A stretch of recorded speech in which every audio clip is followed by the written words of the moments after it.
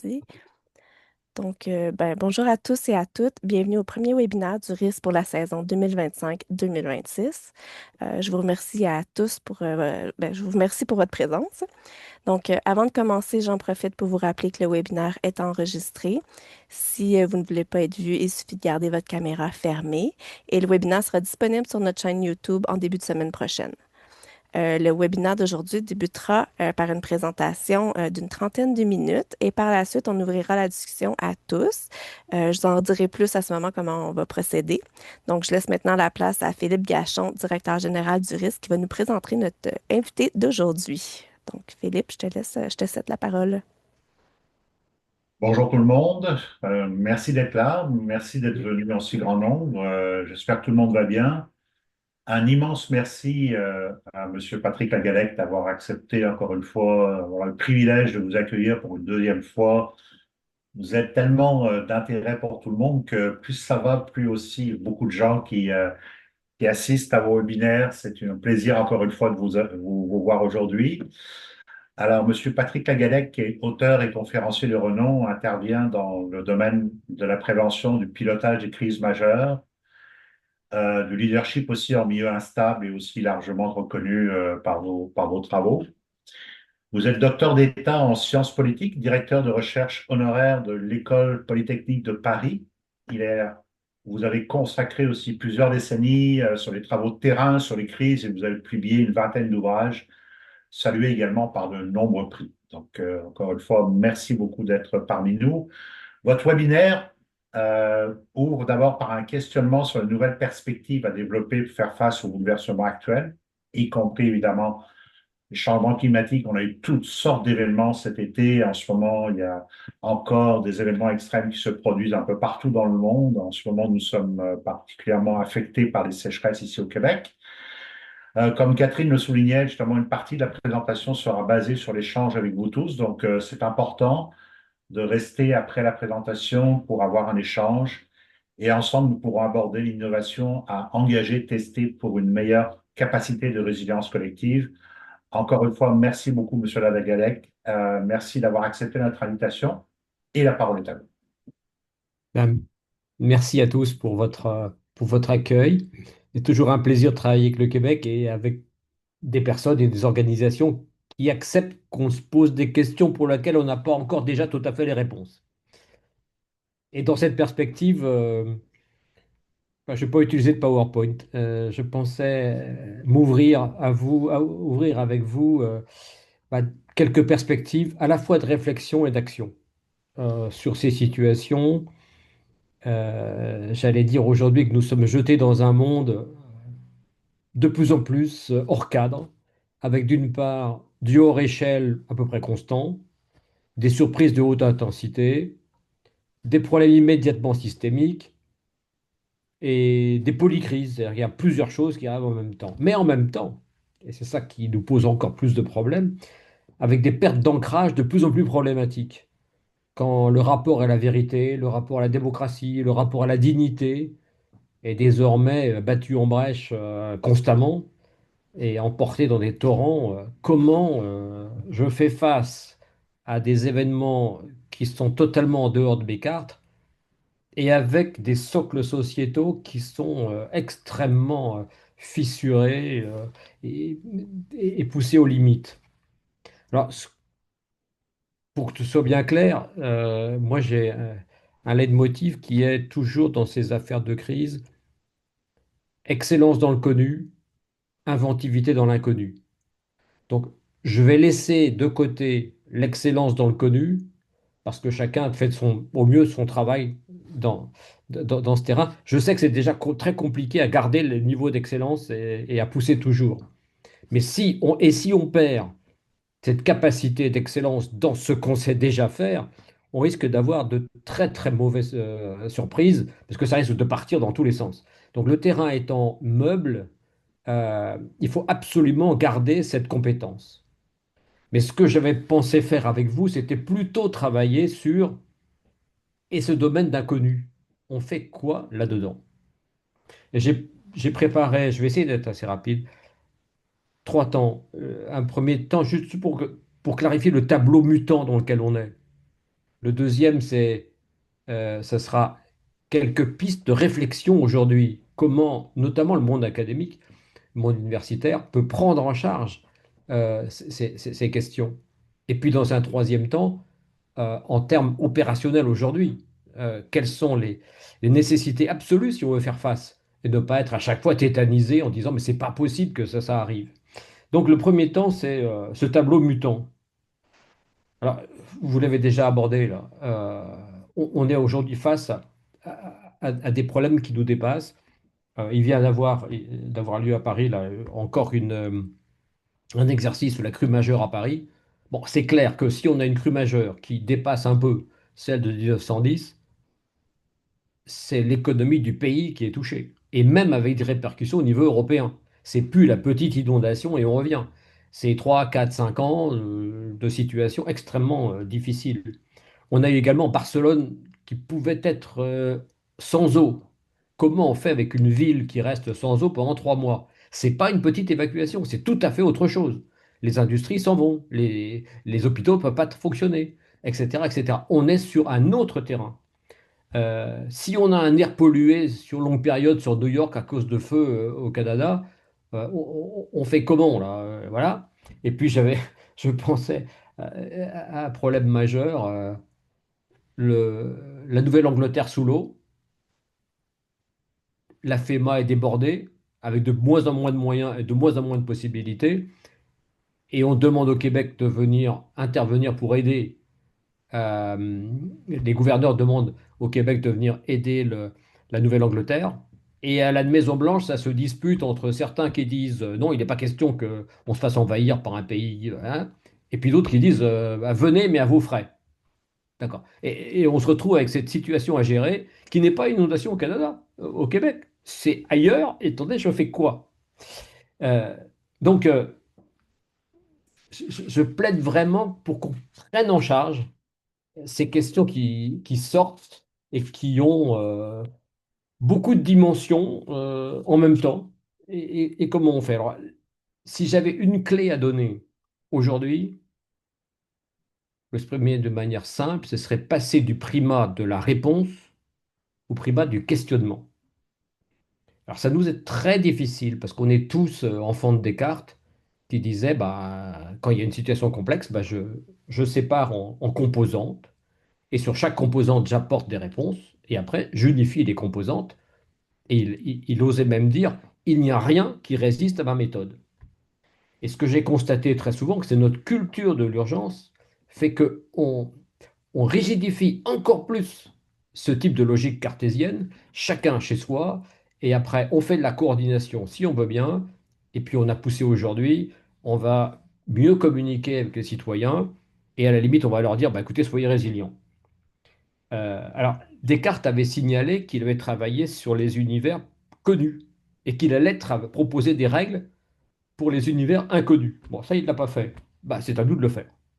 Alors, pour vous donner juste un petit exemple, c'est une vidéo enfin, que j'ai sur mon site avec quelqu'un d'extraordinaire, Patrick Chauvel, qui est intervenu sur toutes les zones de conflit totalement impossibles. Et il dit, je reconnais quelqu'un qui est mauvais, comme journaliste par exemple, c'est celui qui a déjà toutes les réponses. Et un jour, j'ai un jeune photographe qui arrive et qui me dit, est-ce que tu crois que je peux aller sur cette route-là? Et Patrick Chauvel dit, mais j'en sais rien, je suis pas allé. Comment ça, t'es pas allé? Tu sais pas? Ben non. Alors, comment je vais faire? Bah tu y vas, tu verras bien. Et le jeune s'en va, et au bout de 200 mètres, il se retourne, et Patrick Chauvel était comme ça, il avait très peur qu'il y ait une bombe qui saute. Le jeune revient à toute vitesse et lui dit, mais elle est peut-être minée alors. Et Patrick Chauvel lui dit, bah j'en sais rien, t'es pas allé assez loin. Bon, il n'y a pas de livre du maître. Euh, c'est une question de comment on accepte, comment on tolère, comment on supporte des situations dans lesquelles il n'y a pas de réponse. Très souvent, dans notre logique habituelle, psychologique et autres, notre responsabilité, notre lucidité s'arrête à l'horizon où il n'y a plus de réponse. Et aujourd'hui, ça commence au moment où il n'y a plus de réponse. Et c'est là-dessus qu'il va falloir travailler. Donc il va falloir tolérer ce type d'exploration et tolérer les personnes qui osent poser ce type d'exploration. ce qui n'est pas facile. Alors, je terminerai ce premier point du tableau mutant par une citation de quelqu'un que je trouve absolument remarquable, Maurice Bellet, qui disait: Nous entrons dans un nouvel âge critique. Et la grande affaire, ce ne sera pas d'avoir les solutions, ce sera le courage de porter les questions de telle manière que ce courage de porter les questions engendre quelque chose qui ne soit pas stérile. Je trouve ça extrêmement fort, quoi. C'est le fait de s'impliquer dans la prise en charge des questions qui va permettre d'ouvrir des portes, des ouvertures. Et ça, c'est. Alors, il dit, si on me dit, puisque le modèle n'existe pas, la question n'a pas de sens, je répondrai, ça, c'est une réponse de technicien, mais pas de scientifique. Je me réclame ici de ce qui fait la science en acte, c'est-à-dire précisément de se risquer aux questions pas possibles. Et je trouve que c'est essentiel aujourd'hui de ne pas se recroqueviller, se bunkériser derrière nos réponses qui étaient valables pour les crises des années 90, mais de s'ouvrir aux questions des années actuelles. Bon, ça, c'est le premier point que je voulais aborder. Voilà, la terrain mutant. Le deuxième point, je vous ai dit, c'est un travail pour le monde de la recherche. Là, j'ai un point, pour moi, le plus important. Il va nous falloir du courage intellectuel. Euh, Très souvent, dans ce que j'ai vu dans des thèses ou autres, ou de mémoires, c'était: voici ce que dit la littérature, et je vais aller sur le terrain pour voir comment cette littérature est vraiment bien appliquée. Bon, je pense que ce qu'il faut se poser comme question aujourd'hui, c'est: qu'est-ce qui ne correspond pas? Excusez-moi, qu'est-ce qui ne correspond pas à la littérature? Quels sont les angles morts qu'on n'a jamais interrogés? Les questions non posées, les questions taboues, parce que c'est là que se trouvent les vrais sujets. Qu'est-ce que je ne peux même pas mettre sur la table d'analyse? J'irais jusqu'à dire aussi: qu'est-ce que l'IA ne vous donnera pas? J'avais interrogé l'IA une fois sur qu'est-ce qu'il pouvait inventer. L'IA m'avait répondu, ChatGPT m'avait répondu: attends, moi je peux faire de l'accumulation et je peux concocter le savoir, mais me demandez pas d'inventer l'électricité quand on a la bougie, quoi. Allez voir quels exemples de créativité remarquables. Qu'est-ce que les gens ont fait en dehors des logiques habituelles? Comment ils ont osé le faire? Comment ça a été appliqué? Comment on recherche non pas des signaux faibles, mais des signaux aberrants? Est-ce qu'on a un radar pour les choses qui ne soient pas sur l'écran radar? Euh, et puis peut-être travailler sur aussi quelle trajectoire pour ceux qui tentent de penser, de faire autrement. Comment on valorise ou comment on écarte, comment on éjecte biologiquement. Pour vous donner un exemple, j'avais été au 40e anniversaire du Disaster Research Center qui avait fait tout un séminaire, tout un colloque à l'honneur de Enrico Corantelli et de Russell Dines. Et la dominante des contributions était: je reprends ce qu'a montré Corantelli et je vais l'appliquer dans différents champs en élargissant un peu le champ. C'était donc les femmes et les catastrophes, les animaux et les catastrophes, les jeunes et les catastrophes, etc. Et j'avais dit à Enrico: oui, c'est intéressant, mais ce qui serait le plus intéressant pour vous rendre hommage, c'était de voir les ruptures que vous aviez faites dans les années 50, 55, 60, et de se dire aujourd'hui: si on veut être à la hauteur des ruptures que lui, il avait introduites, quel type de rupture on devrait faire? Qui est un peu différent ou très différent de: eh ben, j'ai prolongé tout ce qu'il a déjà fait dans la même logique. Alors c'est intéressant, évidemment, mais aujourd'hui, quel type de courage intellectuel il nous faut pour aller sur ces champs pour lesquels nous n'avons pas la littérature?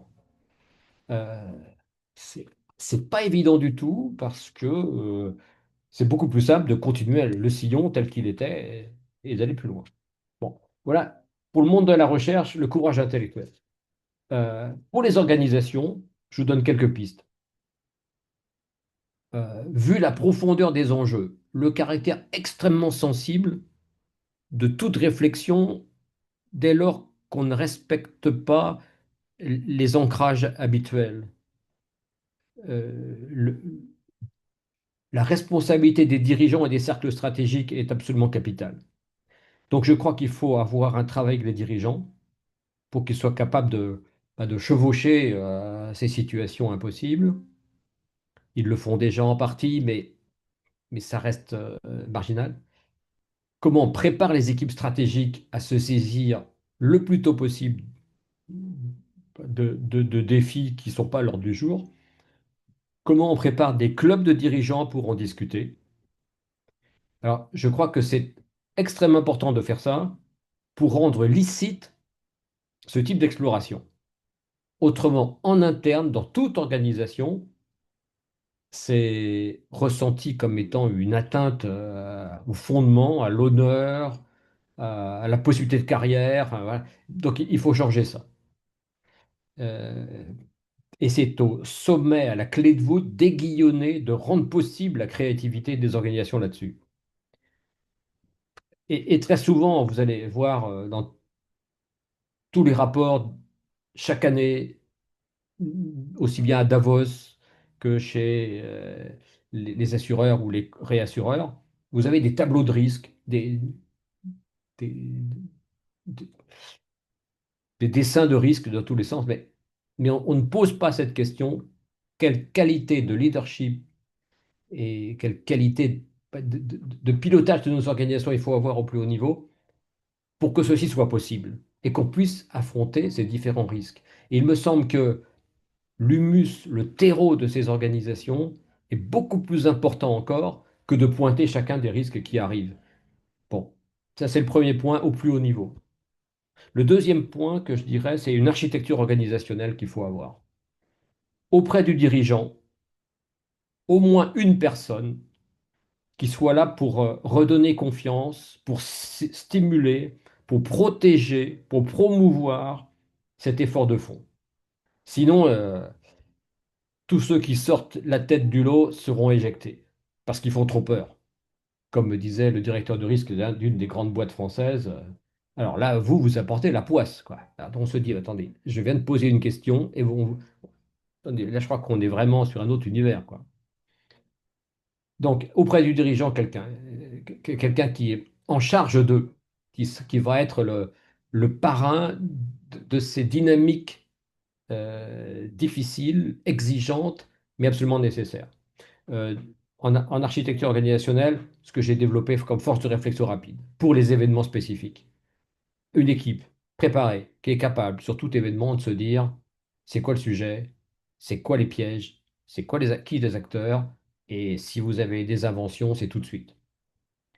Et puis, je rajoute à ça une équipe pour l'aide au long terme, au long cours, de, pour naviguer dans ces univers chaotiques, pour toujours être en phase, comme on le dit en plongée sous-marine, d'être à la bonne pression, quoi. Autrement, vous allez claquer tout de suite, quoi. Donc, comment on peut travailler dans le fond, au long cours, pour permettre, en aide à la décision, à l'aide à la navigation générale. Et ça suppose aussi des groupes qui peuvent être formés, qui doivent être formés pour être capables d'encaisser sans faire n'importe quoi. Il ne s'agit pas de passer dans la bêtise du n'importe quoi. Troisième point, je dirais des entraînements, des exercices sur des situations inconnues. Très souvent, quand on fait des exercices, ben, on a déjà le scénario, on le connaît déjà à peu près, il y a un peu d'incertitude de la marge, mais quelque part, il y a un livre du maître. Alors, la perversité des crises aujourd'hui, ce serait de nous entraîner par ces logiques habituelles de scénario et d'exercice à ne pas pouvoir traiter les crises d'aujourd'hui.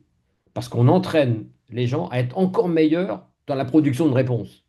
Aujourd'hui, il faut être capable de les entraîner en plus, parce que le premier temps est nécessaire, mais en plus, être capable de se saisir de questions qui sont non évidentes et qui sont en rupture par rapport aux habitudes à la fois intellectuelles et de pratiques organisationnelles. Je me rappelle par exemple Olivier Schmitt qui est gouverneur d'une des provinces de Belgique, qui est la province de Luxembourg, m'avait invité à venir pour travailler avec son équipe qui préparait le plan national de crise de Belgique.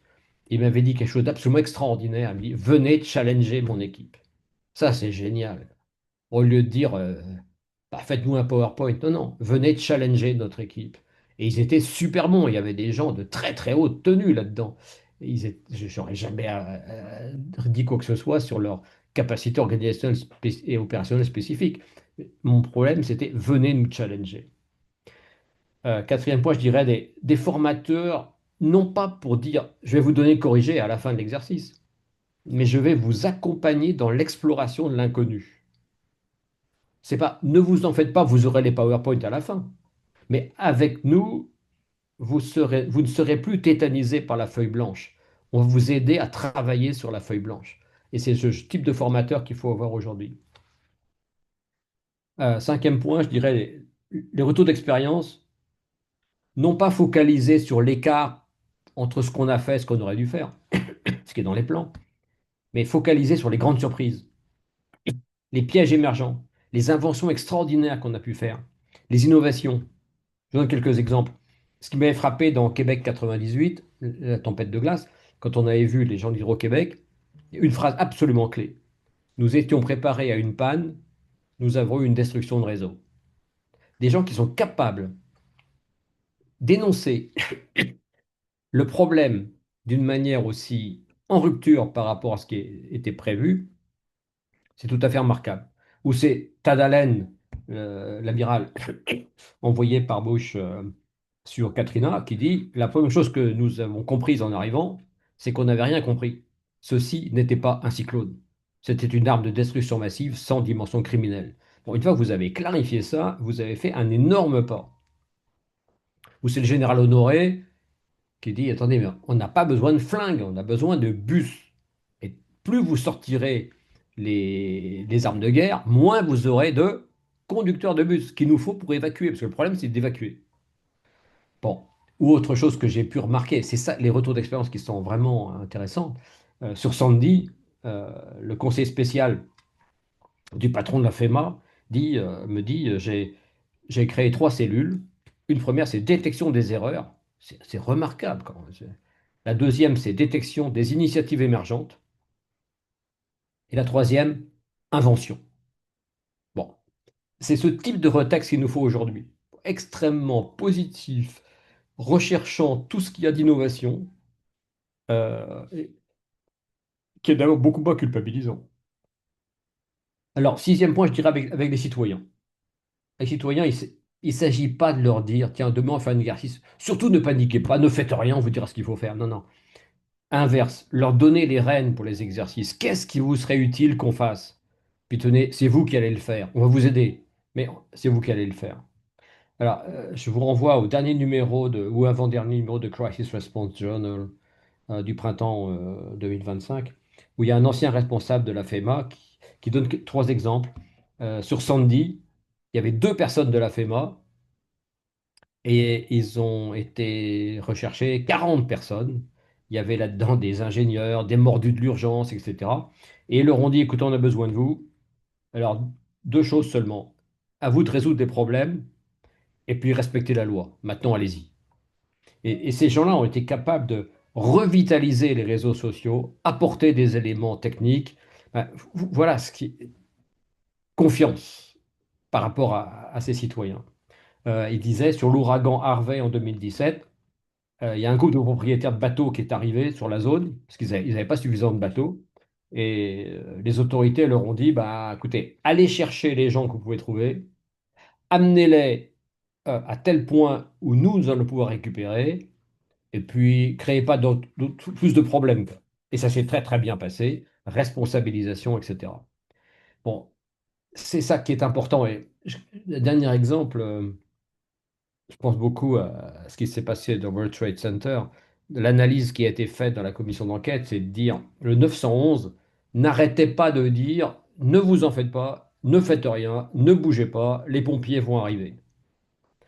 Et l'analyse dit le 911 aurait dû faire exactement l'inverse. Qu'est-ce que vous avez comme information? Parce que les meilleurs experts, c'était les gens qui étaient dans les tours, qui savaient où il y avait encore des escaliers pour descendre. Prenez ces informations et redonnez-la au maximum de gens à l'intérieur. C'est un renversement complet du fonctionnement du 911. Bon, c'est ce genre d'agilité à la fois intellectuelle et opérationnelle, il faut être capable d'avoir en situation bah, qui ne correspond pas aux normes, parce qu'ils sont montés pour éteindre un feu, mais c'était pas un feu, c'était autre chose, je sais pas quoi. Non, c'était pas un feu habituel. Alors, je dirais, septième point, gerbe d'initiative.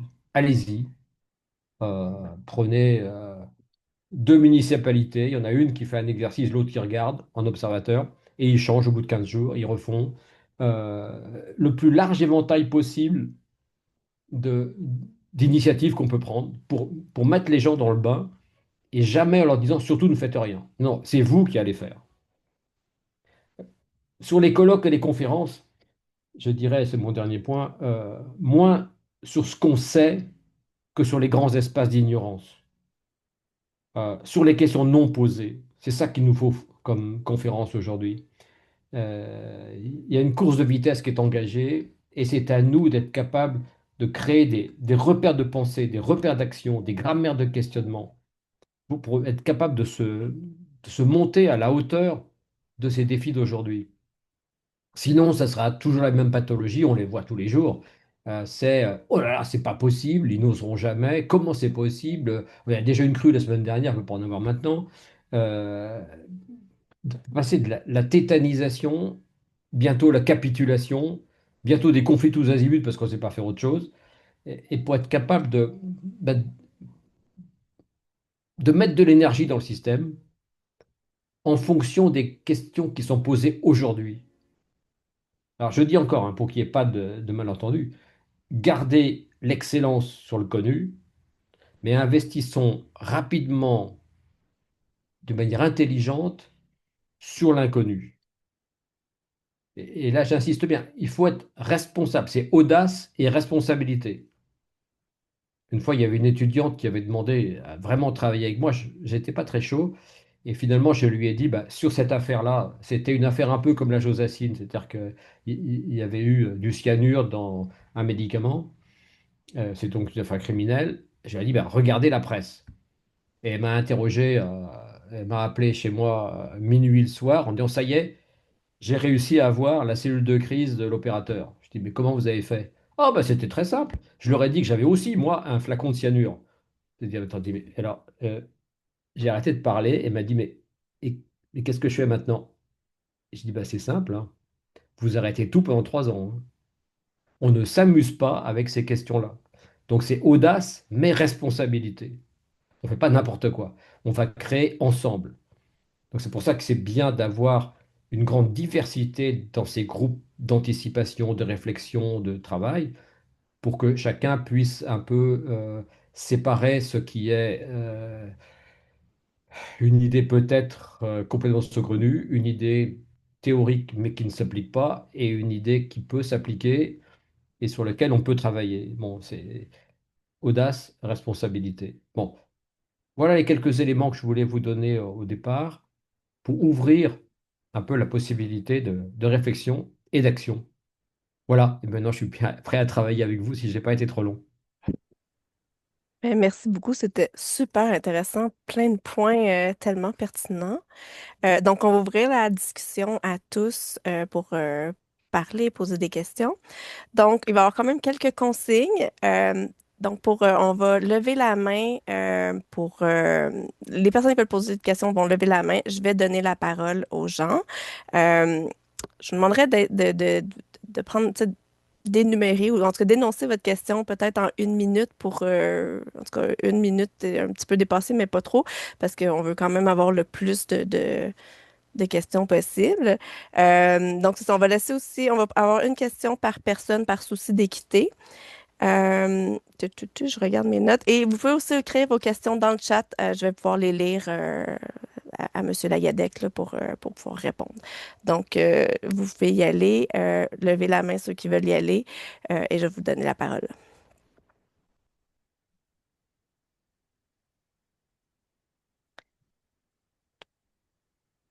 Ok, je regarde le chat en même temps.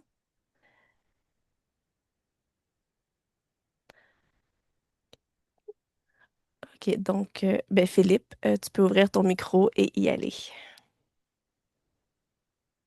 Alors, merci beaucoup. Je vais briser la glace. Peut-être ça va inciter certains à réagir. Alors, J'avais envie de réagir. Bah, j'ai plein de questions. J'ai pris des notes. C'est vraiment fantastique ce que nous avez apporté comme réflexion aussi.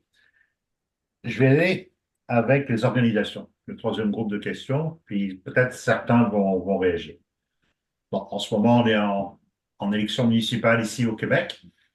Donc, il y a peut-être des organisations, des gens qui vont vouloir peut-être prendre la parole, des gens qui travaillent dans le service de sécurité civile et autres. Mais moi, j'avais une question parce que je vais revenir sur l'avant-dernier point, votre dernier point, l'audace et la responsabilité.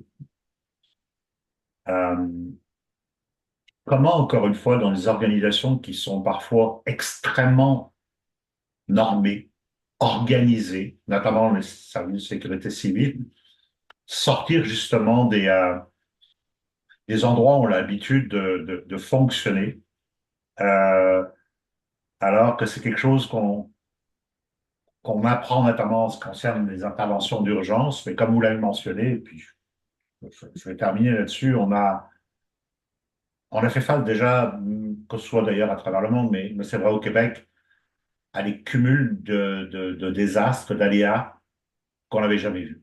Ou en tous les cas, pas de mémoire de gens qui travaillent dans le domaine en sécurité civile.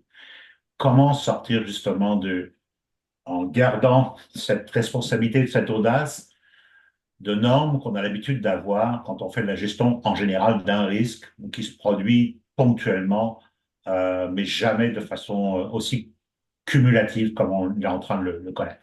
J'aimerais ça avoir votre point de vue là-dessus. Puis peut-être aussi d'autres collègues qui vont vouloir réagir, qui travaillent dans les organisations. Voilà.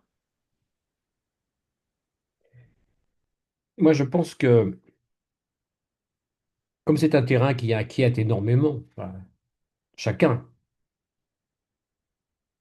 le rôle de celui qui va injecter de nouvelles dynamiques, c'est de montrer qu'il est capable, lui, de rentrer en toute honnêteté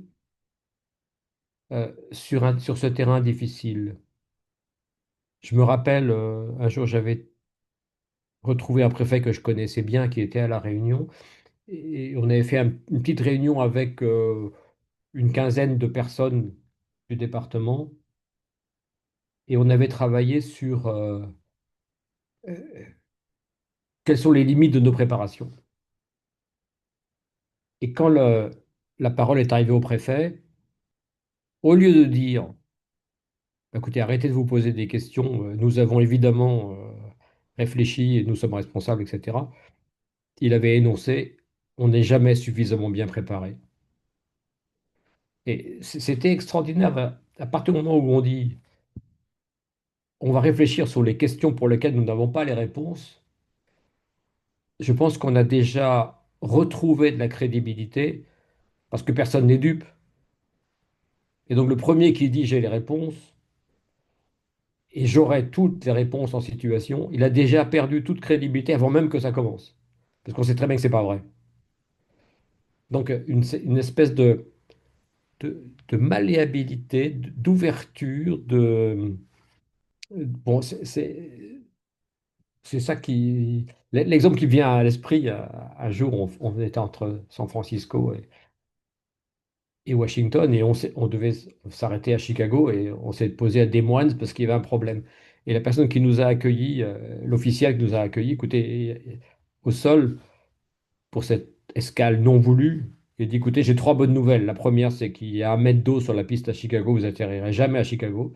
La deuxième, c'est qu'il n'y a plus aucun avion au partir d'ici.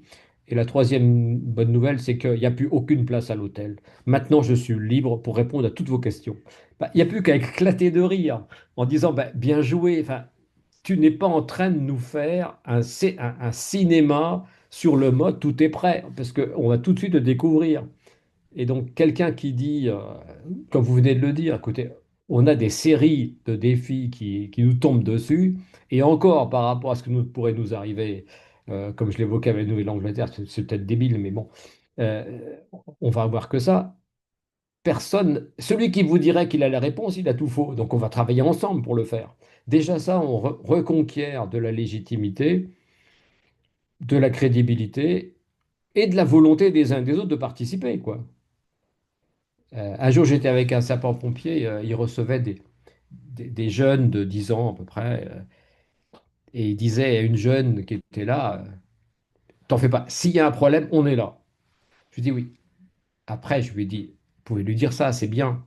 Mais dites-lui plutôt aussi, en plus, tu sais, à Banda Aceh en 2004, une petite fille anglaise de 10 ans, comme toi là, qui s'appelait Tilly Smith, elle a sauvé 100 personnes. Parce qu'elle venait juste d'apprendre ce que c'était qu'un tsunami et quels étaient les signes préoccupants. Et c'est elle qui a fait évacuer la plage. Donc, comment je peux mettre en capacité d'action, de confiance, les gens qui sont là?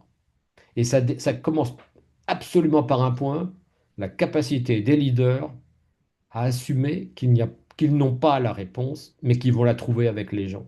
Et ça, c'est une révolution mentale qu'il faut faire. Être capable de le montrer, c'est déjà avoir conquis la capacité de leadership. Merci beaucoup. Donc, Jean-Bernard, c'est toi qui avais la deuxième main levée. Oui, je veux relever deux points que vous avez soulignés et qui m'apparaissent des clés importantes, fondamentales même. Premièrement, la capacité de questionnement.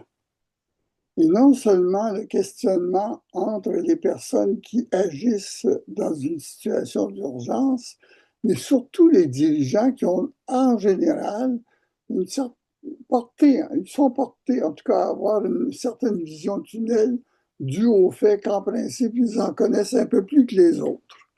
Et je sais de quoi je parle, j'ai déjà été un de ces dirigeants. Donc, on est tenté par ce qui donne de la certitude, par ce qui nous apparaît le plus plausible, au lieu de s'ouvrir à questionner pour être bien sûr qu'on a toutes les données en disposition de tout le monde. Et ça me ramène à l'autre point que vous avez soulevé un petit peu plus loin quand vous avez dit au sujet des citoyens, surtout ne leur dites pas de ne rien faire. De toute façon, ils vont faire quelque chose. Mais ils ne vont pas faire nécessairement ce que vous souhaiteriez qu'ils fassent. La meilleure manière, c'est de les impliquer et de leur faire quelque chose de pertinent, d'utile, qui permette d'ouvrir et de débloquer. Mais pour ce faire, il faut d'abord et avant tout, à mon point de vue, avoir eu une, une espèce de base de questionnement qui permette cette audace d'aller chercher chez les citoyens des experts terrain qui peuvent apporter quelque chose qu'on n'a pas autrement. Alors, je voulais juste vous faire ce commentaire. Si vous avez des points à ajouter là-dessus, ça me fera plaisir. C'était pour moi du bonbon. Parce que je pense que la matière la plus fondamentale qui manque dans nos gestions d'urgence, c'est la capacité de communiquer authentiquement que relèvent ces deux points que vous avez mentionnés. Peut-être rebondir, ça me fait penser à quelqu'un que j'ai interviewé récemment, la vidéo est sur mon site, sur le cyclone Chido à Mayotte, fin 2024. La personne a tout de suite compris, les gens ne vont pas venir dans les centres de secours qu'on est en train d'installer alors que c'est comme ça que ça se fait. Et sa formule clé, c'était aller vers, parce qu'ils ne viendront pas. Donc ils ont pris et ils sont allés vers. Et ce qu'ils ont découvert, c'est qu'en allant vers, en installant quelques points où les gens pouvaient venir, c'est les gens eux-mêmes qui ont organisé des flux pour aller se faire soigner. Je trouvais ça extraordinaire que on les attend pas en se disant mais ces populations elles respectent même pas le plan. Non, non, elles ne vont pas venir, ce n'est pas dans leur culture, c'est à nous d'y aller. Et si on leur montre que justement on fait ce pas qui va les étonner, mais qui sera en phase avec ce qu'ils attendent, c'est eux-mêmes qui vont organiser les dynamiques qui nous permettront d'intervenir pour les aider mieux. J'ai trouvé cette expérience Et c'était la patronne médecin des sapeurs-pompiers de Mayotte, tout à fait remarquable et très loin de nos habitudes où je vais amener tout et puis bah, ils vont venir, évidemment. Ben non. Alors là, c'est spécifique parce que c'est Mayotte, mais ce serait pareil ailleurs, il y aurait d'autres spécificités. Donc comment je peux écouter et tout de suite me mettre en phase? Mais s'il n'y a pas cette capacité de questionnement au départ et de se dire comment je prends la feuille blanche, je vais rien comprendre, quoi. Et après, je vais m'énerver parce qu'ils vont pas suivre le plan tel que c'était dans ma tête. C'est bon? Merci. Madame Picotte, la parole est à vous. Merci beaucoup pour la présentation. C'était vraiment des moments de réflexion très intéressants. J'aimerais peut-être vous entendre. Est-ce que vous m'entendez bien? Pas très bien. Non? Parle un petit peu plus fort. OK. Je vais essayer de parler plus fort. Donc, merci pour les éléments de réflexion. Et je voulais savoir si c'était possible de vous entendre un peu plus peut-être sur la notion là, que vous avez mentionné d'avoir confiance en ses citoyens. Donc, les municipalités, il ne faut pas prendre toute la responsabilité, mais vraiment laisser la chance aux citoyens de devenir un peu les propres acteurs de leur résilience. Mais en tant que municipalité, il y a quand même un rôle pour faire l'accompagnement et aider à préparer. Donc, c'est de voir un peu l'équilibre entre de se détacher de la littérature, puis des façons de fonctionner qui sont bien orchestrées, et puis de laisser un peu la place finalement à l'autonomie du citoyen. Bah, ce à quoi ça me fait penser, c'est un retour d'expérience qu'on avait fait après le blocage d'une autoroute dans le sud de la France, où on leur avait annoncé de la pluie, ils ont eu 80 centimètres de neige en 2 heures. Donc ça a bloqué bah, l'autoroute qui fait Espagne-Italie. Et les gens sont restés 36 heures bloqués dedans. Et on a fait une réunion avec le président des autoroutes et l'agence de communication lui a proposé de faire une communication sur le thème force majeure. Je lui ai dit non, non, pas du tout. Je vous propose autre chose. Vous allez proposer à tous ceux qui ont vécu cette situation dans les différents secteurs, aussi bien les autorités que les, les- bon, que les conducteurs et autres, les camionneurs, de venir à une journée, une après-midi de retour d'expérience. Et j'ai dit au président, l'essentiel, c'est que vous ne commenciez pas la chose en expliquant à quel point l'autoroute a été remarquable pendant ce temps-là. Vous avez 30 secondes de droit à la parole. Et vous allez dire, il est absolument clair qu'il y a eu des problèmes. Je suis venu vous écouter et on va travailler. Si vous êtes capable de le faire en 45 secondes et non pas en 2 heures, comme on le ferait d'habitude, vous avez gagné. Et après, nous, on a fait 2 temps de 3 quarts d'heure chacun. Le premier, c'est qu'est-ce que vous avez vécu? Le deuxième, qu'est-ce que vous proposez? Et il y avait des tables de 8 personnes et chacun devait travailler pendant 3 quarts d'heure sur qu'est-ce que vous avez vécu, etc. Et chaque table avait 3 minutes après pour donner aux autres ce qu'ils avaient vécu. Personne n'a dépassé les 3 minutes. C'était tout à fait remarquable. Et dans le deuxième temps, c'est voilà ce qu'on propose. Et c'était d'une richesse extraordinaire. Il y a un camionneur qui a dit, bah, je sais pas, les Yougoslaves là, qui comprennent pas votre français, là, ben, si vous passez par moi, avec la CIBI, je vais être capable de les avertir et eux, moi, je serai crédible. La station-service a pu dire, moi, veux bien être un lieu de vie, mais alors la météo, là, vous arrêtez de faire des machins sur le printemps qui va arriver, etc., etc. Non, non, soyez sérieux, quoi. Les conducteurs ont dit, bah, ouais, nous, on pourrait peut-être, enfin, comme au Québec, là, avoir des couvertures dans notre voiture, parce que ce serait moins la panique s'il y avait quelque chose. Et on a construit comme ça des possibilités de... La clé, c'était le président qui dit, je suis venu vous écouter et je vous mets en place une organisation qui va vous permettre de travailler ensemble. Et on va vous écouter. Et il n'y a pas eu de... Comme on le ferait naturellement, quoi. Les sachants qui font d'abord un exposé montrant qu'il n'y a pas de problème. À ce moment-là, personne n'a envie de parler, quoi. Je suis venu vous écouter. Ça, je pense que c'est tout à fait. C'était une initiative parmi d'autres, mais c'est ce genre d'initiative qu'on peut prendre en fonction de la situation.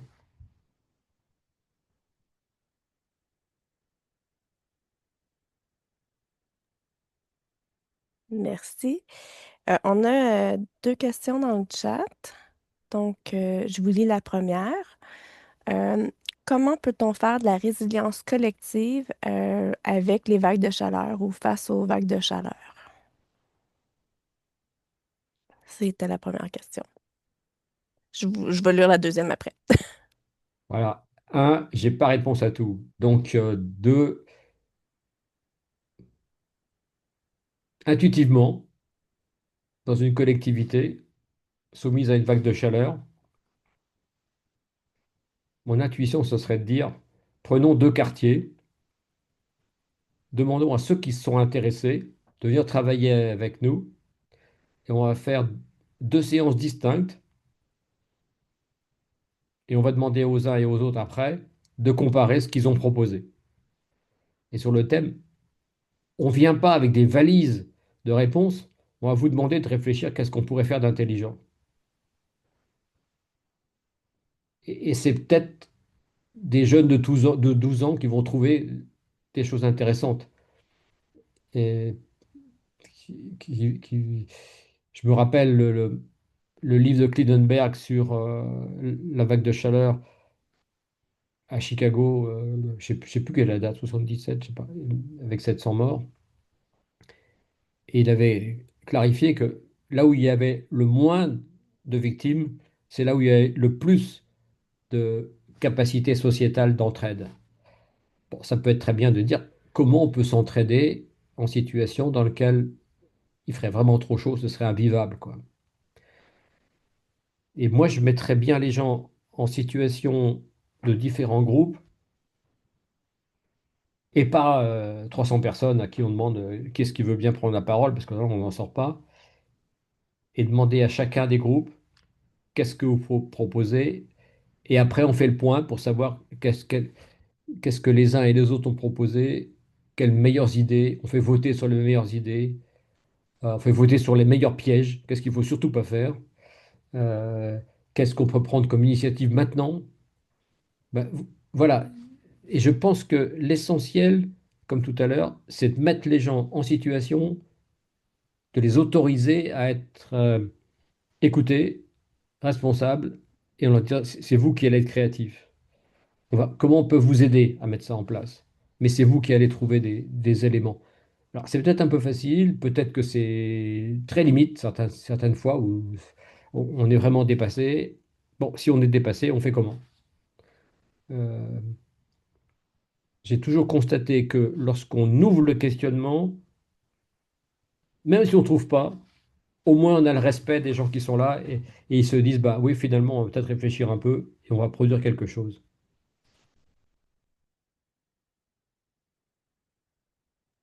Merci. Donc, on a une autre question dans le chat, mais il y a une mise en situation. Je vous la lis, c'est un petit peu long. Donc, la tendance actuelle dans la majorité des organisations est de renforcer la préparation aux événements exceptionnels. Bien que des efforts considérables soient déployés sur les plans opérationnels et tactiques, le développement stratégique demeure souvent en retrait. Il devient essentiel d'adopter une approche plus agile, fondée sur l'adaptation et la flexibilité, plutôt que de s'appuyer exclusivement sur des protocoles rigides. Cette évolution favoriserait une meilleure réactivité face aux imprévus et une optimisation des capacités organisationnelles. Cela étant dit, est-ce à la portée de tous? Je ne suis pas de cet avis. Il est nécessaire de développer des équipes compétentes, capables de mobiliser leurs connaissances et de faire preuve de réflexion critique et d'adaptabilité dans des contextes complexes. Quelle est votre opinion à ce sujet? Oui, les protocoles rigides, c'est la tendance, hein. Ouais, il y a un exemple qui me vient en tête, là. Ils avaient fait un exercice dans l'armée américaine et il y avait un amiral à qui on avait demandé de jouer le rôle de Saddam Hussein. Mais il avait commencé le jeu avant que les États-Unis, enfin le côté États-Unis, euh, déclenche l'alarme. Donc avant même que le jeu commence, il avait coulé 17 bateaux américains sur 22. On lui a dit, c'est pas, ça marche pas. C'est nous c'est les États-Unis qui commencent. Saddam Hussein, il n'a pas le droit de commencer. Et après, on lui a dit, oui, mais vous n'avez pas le droit d'utiliser le bouche à oreille, vous devez utiliser des moyens que nos services sont capables de détecter grâce à leur supériorité technologique. Bon, il fallait que l'exercice se conforme à à toutes les normes et protocoles. Et l'amiral, lui, n'avait joué aucun protocole, il avait joué hors protocole. Et donc, ça me semble tout à fait important, comme ça a été dit, que le niveau stratégique soit capable d'être le fer de lance de ces exercices. Sinon, ce serait une démonstration de moyens techniques. On sait très bien, mais comme me disait un ami sapeur-pompier, si un exercice c'est fait pour regarder si les sapeurs-pompiers sont capables de dérouler leurs tuyaux, c'est pas la peine de faire un exercice, ils peuvent le faire dans leur caserne. Aujourd'hui, c'est comment on fait lorsque ça ne correspond pas aux situations telles qu'elles sont préconisées. Ça ne veut pas dire qu'il faut pas les protocoliser. Mais une fois que c'est fait, être capable de se dire mais comment on ferait si ça ne correspondait pas du tout aux règles en question. Et notamment, qu'est-ce que je fais si pendant une situation un peu compliquée, en plus, ce qui est probable, il y a une cyberattaque importante. Donc, comment je fais? Merci. On va y aller avec Éric Bégin. Oui, bonjour. Merci pour votre présentation. Moi, je suis étudiant en anthropologie, donc j'ai l'impression que je suis peut-être un peu, je sais pas, c'est un peu nouveau pour moi ce genre de propos, mais je trouve ça très intéressant. Puis ça faisait en fait un lien avec mon projet de recherche que je travaille sur un peu les perceptions des risques de citoyens qui cohabitent à proximité d'un centre mono-industriel. Et puis, j'ai été assez intrigué quand je faisais des entrevues avec des gens de la manière dont, pour certaines personnes, euh, certains facteurs qui pouvaient constituer des risques très importants pour leur propre santé, la santé publique, leur environnement direct, alors que pour d'autres, c'était vraiment anodin, c'était sans importance. Ils s'en souciaient pas du tout. Donc, j'ai trouvé dans cette analyse-là de la variabilité de ce qui peut être perçu comme un risque important, même une situation de crise carrément. Puis je pense qu'il y a beaucoup de facteurs qui peuvent influencer là, cette différence de perception-là. Mais ma question pour vous, c'était un peu de comment médier un peu les propos de tous et chacun euh, dans une même communauté, une petite communauté au Québec, pour éviter justement qu'il y ait des tensions sociales qui peuvent émaner de ça.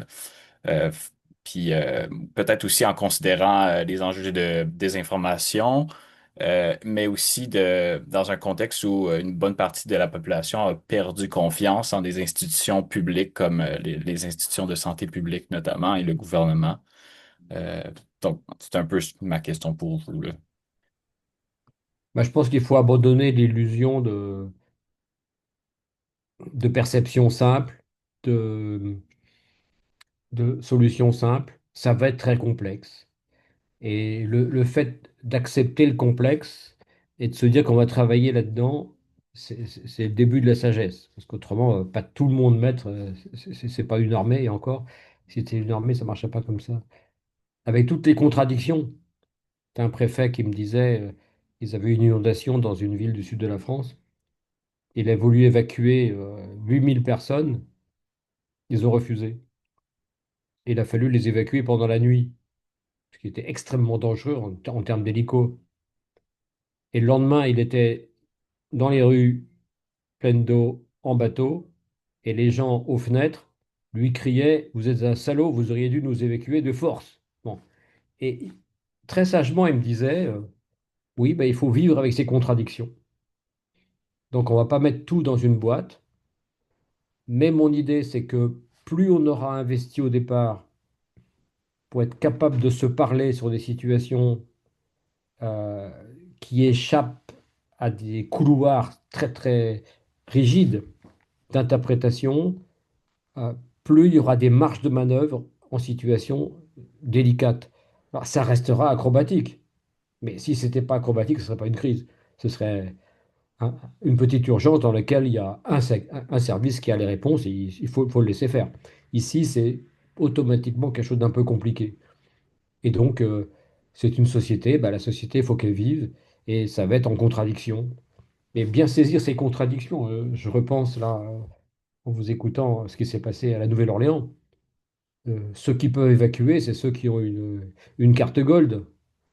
Sinon, les autres, beaucoup de gens dans les sites, dans les quartiers les plus pauvres, ils sont jamais sortis de leur quartier. Et quartier, c'est culturellement très difficile de sortir. Et si en plus, là, vous avez votre chèque social qui arrive 4 jours après, vous n'allez pas partir. Comment vous allez faire pour vivre? Donc, ça va être extrêmement éclaté comme situation avec lesquelles il va falloir travailler. Mais celui qui est capable ben, de percevoir ces contradictions, ces complications, ben, c'est là qu'il faut avoir ce que je disais, les forces de réflexion rapide, qui sont capables d'inventer en disant ben, voilà telle trajectoire qu'on peut faire, quel bout de chemin on peut faire avec les uns, avec les autres, quelles contradictions on peut essayer d'abaisser, ou des situations dans lesquelles ils disent ben, attendez, là il n'y a pas le choix, il faut vraiment qu'on fasse ça, autrement tout à l'heure ils sont tous morts. Donc là, comment je navigue là-dedans? Merci. Il nous reste 3 minutes et on a 2 questions. Est-ce que vous avez encore un petit peu de temps, Monsieur Lagadec, ou Ça va très bien. Parfait. OK, donc on va y aller avec une question sur le chat de Titouan Hachet, qui vous dit merci beaucoup merci pour votre présence au Québec. Et on demande quand sortira votre prochain livre. Et il y a un petit PS la personne a prêté votre dernier livre à un gestionnaire de son organisation et le livre a réussi à allumer des lumières. Donc un grand merci à vous. Pour le moment, il n'y a pas de livre en préparation. Mais je signale qu'on est quand même sur un terrain très compliqué. Les 3 derniers livres, ça a été extrêmement difficile de trouver un éditeur. Mm. Extrêmement difficile. Et les 2 derniers, comme ce n'était pas un éditeur mainstream, on dira, la presse n'a pas voulu en parler. Donc ça reste. Le terrain est quand même extrêmement lourd, hein. Ne nous en parlez pas. Pourquoi vous voulez enfin, comme disait un préfet, mais pourquoi vous nous attaquez tout le temps, quoi? Parce que j'avais eu le malheur de dire que, et si la crue était rapide? Bon, l'hypothèse était que la crue était lente.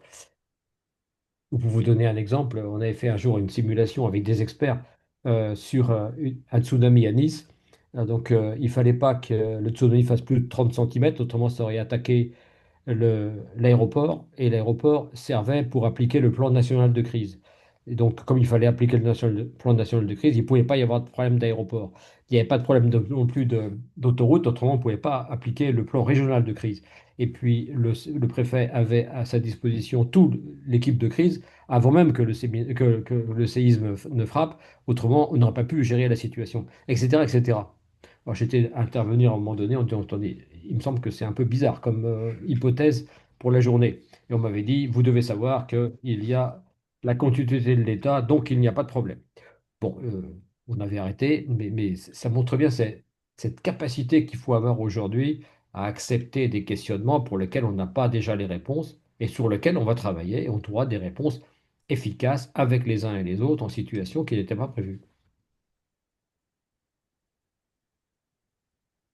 Merci. Euh, et je laisse la parole à Marie-Hélène Delander.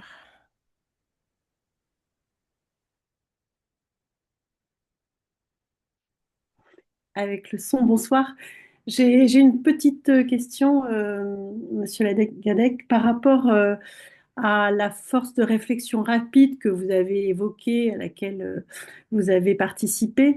En France, notamment chez EDF, c'est intéressant parce que c'est quand même une faculté de se projeter sur l'avenir, sur des questions ouvertes, effectivement, où on n'a pas forcément les réponses. Mais il me semble que du coup, on est plutôt dans la phase de crise aiguë où peut-être concrètement, on mobilise une cellule anticipation qui permet de réfléchir à des scénarios différents, peut-être un peu disruptifs, sur l'évolution de la crise à long terme. Est-ce qu'aussi, il ne faudrait pas pouvoir mener une réflexion plus profonde à très long terme? On serait plutôt sur de la prospective, sur les grandes tendances, les grands enjeux, les grands bouleversements, et ça permettrait peut-être d'appréhender à chaud, au moment de la crise, un peu mieux l'inimaginable, enfin ce que vous mettez sous l'inconnu, et d'acculturer les gens à penser comme ça. Parce que c'est vrai que c'est une façon de faire qui est quand même assez perturbante, on va le dire. Comme vous l'avez très bien expliqué, je vous en remercie. Et du coup, je me disais, est-ce qu'il n'y a pas deux façons de faire de manière très stratégique, de penser déjà quand même à tout ce qui pourrait nous tomber dessus, pardonnez-moi l'expression, sur le très long terme, et puis à chaud, savoir doter les organisations d'une cellule anticipation, ce qui n'est pas toujours le cas hein, dans les cellules de crise, dans le privé comme dans le public, qui est mobilisée de son côté pour réfléchir à ces signaux aberrants, vous nous avez dit, et pas seulement aux signaux faibles. Si, si, mais c'est exactement ce que j'ai souligné au départ. Force de réflexion rapide qu'on a mis en place, c'est pour un événement spécifique. Ouais, Et là encore, attention, très souvent on a des anticipations. Mais le gouvernement avait défini ça comme étant ce qui pouvait gêner la mise en œuvre des moyens. Ici, la force de réflexion rapide, l'anticipation, c'est ce qui pourrait mettre en échec l'ensemble de la stratégie. oui, oui, c'est un Pas peu tout à plus. fait pareil.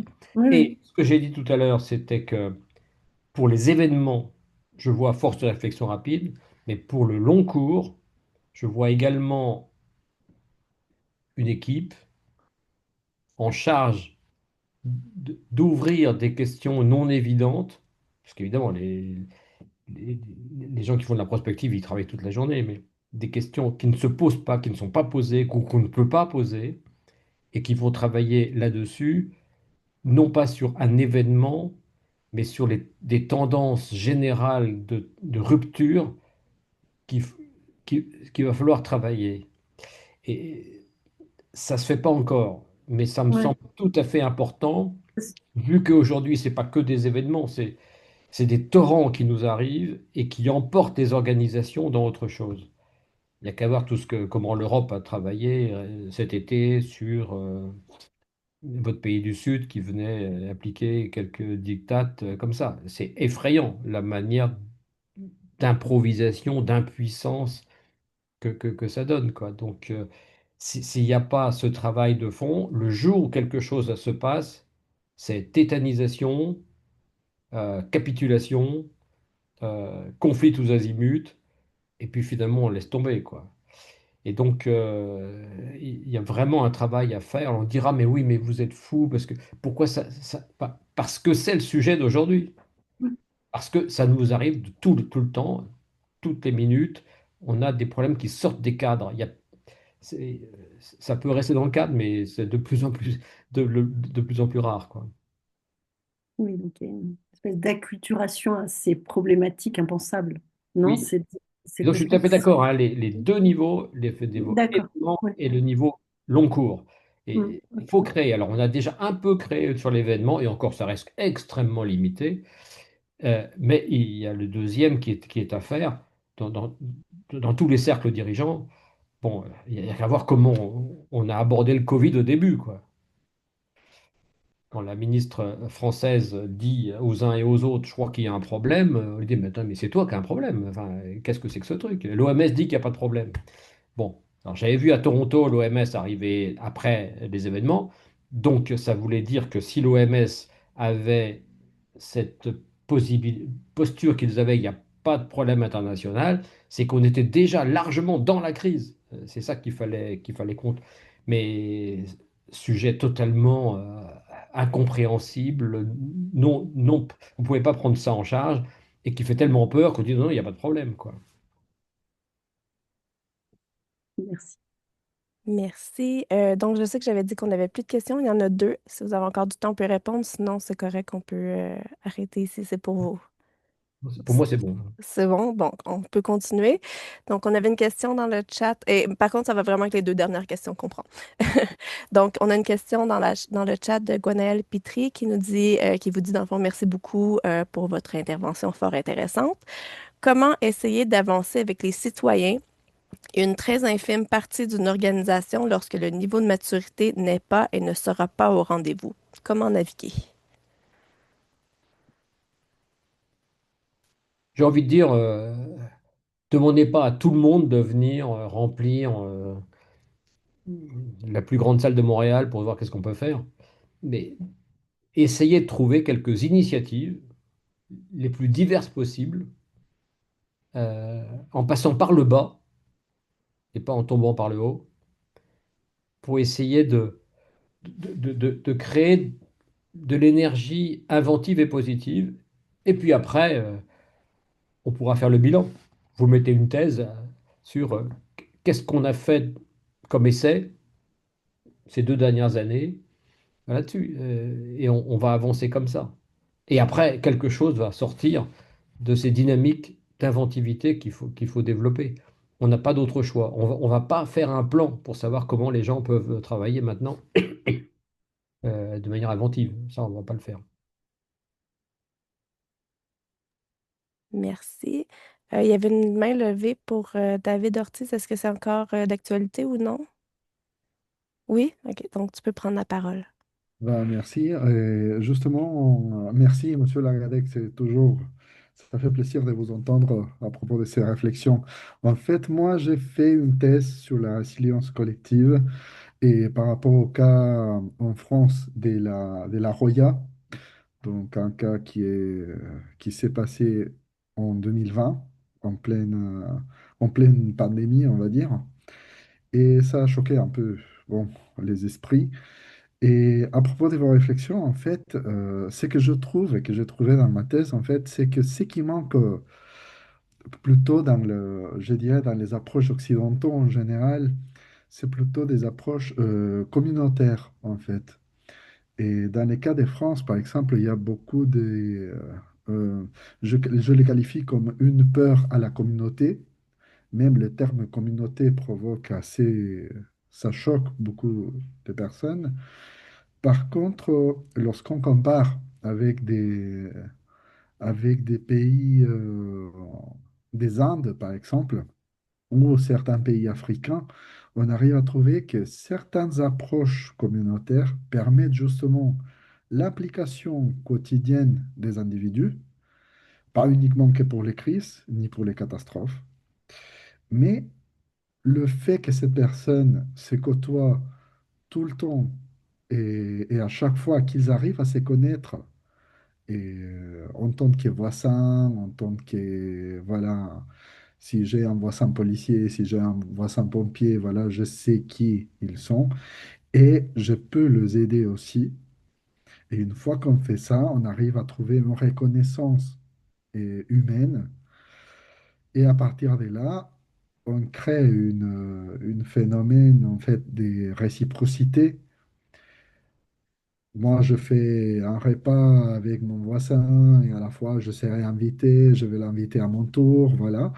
Et une fois que ça arrive, ça permet de créer quand même une communauté qui, à la fois, et dans les longs termes, peut arriver à une formalisation, en fait. Une formalisation des relations. Et le moment arrivé, lorsqu'il existe, lorsqu'ils arrivent, comme c'est passé le cas de la Roya, c'est la même population qui va se proposer et s'organiser pour mettre en œuvre leurs actions. Dans les cas comme j'ai indiqué, des pays des Andes, il y a des figures spécifiques, collectives, qui permettent en fait de mobiliser la population. Et c'est pas uniquement pour les crises, ça se voit plutôt dans les crises puisqu'on parle beaucoup, mais lorsqu'il s'agit, par exemple, de construire une maison pour les personnes, c'est la communauté qui va se mettre ensemble pour construire cette maison. C'est vrai, peut-être c'est une forme, une structure plus, plus rurale Voilà, ça, on va le voir plutôt dans la campagne. Mais cependant, c'est une approche qui pourrait, ou dans lesquelles on trouve beaucoup d'éléments qui permettraient de le mettre en place lors des grandes crises. Donc voilà, et je vous remercie, Monsieur Lagadec, c'est toujours génial. C'est une petite réflexion justement que je fais à ce propos, mais c'est très riche de vous avoir entendu. Mais écoutez, votre remarque par rapport à la Roya me parle beaucoup parce que moi j'ai un chalet à Saint-Martin-Vésubie qui a subi à peu près le même sort.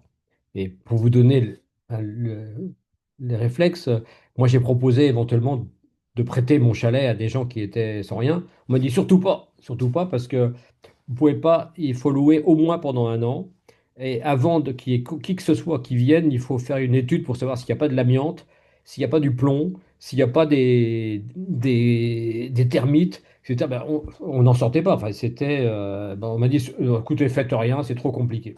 Donc, tac. Bon, ça vous donne pas une respiration enfin, au ras du sol tel qu'il faut avoir. Je renvoie ceux qui sont intéressés à une interview avec quelqu'un que j'ai fait, que j'aime beaucoup. Malheureusement, il est maintenant décédé. Sur l'Afrique, c'est sur mon site, vous allez trouver ça. Euh, et- euh, il est allé voir, par exemple, sur le sida dans l'Afrique de l'Est. Les leaflets, enfin les papiers que les gouvernements pouvaient donner, ça n'intéressait pas. Les organisations internationales n'avaient pas accès. Et ils ont essayé de faire quelque chose de l'intérieur. Et l'idée qu'ils ont trouvée, c'est les coiffeurs. Les coiffeurs avec leur installation au milieu des carrefours. Là, les gens avaient 3 heures, 2 heures pour se faire coiffer dans un milieu, dans une ambiance absolument ouverte, sympathique, confiante, etc. Et c'est le coiffeur qui faisait passer des informations sur le sida, enfin, des trucs auxquels on ne penserait pas dans un univers comme le nôtre. Et enfin, je vais terminer par quelque chose qui m'avait semblé très intéressant. L'UNICEF lui avait demandé d'aller faire une étude. Un jour, il y avait eu une évacuation énorme de population. Et l'UNICEF lui avait dit, vous allez sur place, surtout ne faites pas de rapport, ça sert à rien. Revenez avec une idée si vous en trouvez une. Et il est revenu à l'UNICEF ensuite en disant, vous parlez qu'avec les hommes qui sont dans les camps. Eux, ils sont tous en post-traumatique, c'est fini. Vous devez parler aux femmes parce qu'elles ont fait entre elles des réseaux pour aller nourrir leurs enfants. Mais dépêchez-vous, vous avez 3 semaines, dans 3 semaines, ce sera fini. Voilà là, ce type d'écoute de ce qui se passe et de traduction opérationnelle pertinente dans la situation qu'il faut avoir. Donc allez voir Michel Séguier, l'interview, c'est tout à fait remarquable de voir une autre logique et justement sur ces grands lacs de l'Est africain. Et il a plusieurs exemples comme ça sur les enfants soldats, etc., sur les viols, etc. Comment ils ont monté des capacités citoyennes pour faire face, alors qu'autour d'eux, il n'y avait plus aucune possibilité de faire pour faire face. Merci beaucoup. Ben, merci. Dans le fond, ça nous amène à la fin de la présentation. Un grand merci à vous tous d'avoir été là. Un grand merci, Monsieur Lagadec, pour des échanges très riches, très instructifs, qui nous ouvrent l'esprit. Donc, encore une fois, un grand merci au nom du risque d'avoir été présent parmi nous. Et le webinaire va être disponible sur notre chaîne YouTube là, en début de semaine prochaine. Donc, merci beaucoup à tous. Je vous souhaite une bonne fin de journée, un bon week-end. Il y a plein de messages ailleurs de félicitations et de merci dans le chat. Merci, au revoir. Merci.